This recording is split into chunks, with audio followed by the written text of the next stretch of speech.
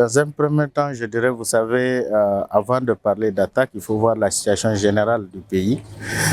Parce que dans un pays de plus de 24 millions d'habitants, où à peu près plus de 3 à 4 millions de personnes vivent en insécurité alimentaire, il faut s'attendre à beaucoup de choses. À cela s'ajoute la question du sans-emploi et aussi la question de l'éducation. Quand je parle de l'éducation, il faut prendre les trois types d'éducation qu'on a, qui est l'éducation formelle, l'éducation informelle et l'éducation non formelle.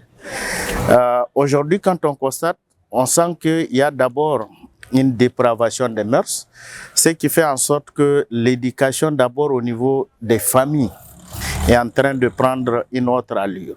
On ne donne plus de l'importance aux valeurs qui peuvent faire en sorte que les jeunes ou les enfants puissent grandir avec la dignité, avec aussi un esprit de pouvoir se prendre en charge. Deuxième chose, notre système éducatif est tel qu'on a abandonné certaines valeurs ou certaines valeurs qu'on a dans le système éducatif d'avant, qui permettraient, comme l'éducation civique en réalité, qui permettrait aussi à l'enfant ou aux jeunes de savoir ce qui est bon et ce qui n'est pas bon aussi, et de aussi une éducation. On a une éducation qui ne permettrait pas aujourd'hui aux jeunes de pouvoir s'auto-employer et de s'auto-prendre en charge après des études avec des diplômes. Ce qui nous amène avec des docteurs, des masterants ou des gens qui ont la licence qui se retrouvent comme sans emploi. Parce que notre curricula a besoin d'être revu. Donc le système éducatif nigérien a besoin d'être revu et surtout de mettre l'accent aussi sur la formation professionnelle et technique. L'autre aspect, c'est qu'au niveau du système éducatif non formel, avant, vous savez, un enfant, il appartient à tout le monde. Et aujourd'hui, il appartient seulement à ses parents. La communauté aussi contribue à l'éducation des enfants. Et aujourd'hui, c'est le contraire de ce qu'on est en train de vivre dans notre pays. On a abandonné nos coutumes et nos us qui sont aussi, qui préparent l'enfant à devenir non seulement un adulte dans le futur, à être non seulement un exemple dans sa communauté et pour son pays.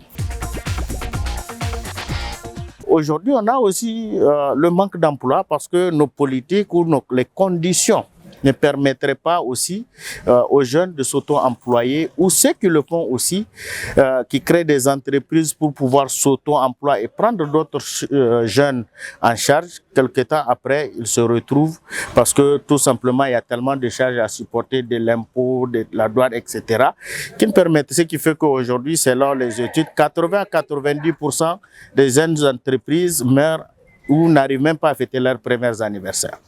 Ça, c'est notre aspect. Il y a aussi la question de la consommation des stupéfiants. Lorsque un jeune consomme de la drogue ou de tout ce qui est stupéfiant, il peut s'adonner à beaucoup de choses. Et là, la lutte contre le trafic de drogue, c'est quelque chose qui est tellement important qu'il faut prendre en compte dans le cadre de la lutte contre la criminalité urbaine. Et il faut aussi essayer de voir comment essayer de faire en sorte que les jeunes qui viennent en ville pour manque d'emploi puissent rester à la maison. Il faut créer les conditions qui les permettront de pouvoir en réalité s'autosuffire au niveau de leur village, au niveau de leur ville et au niveau de leur région.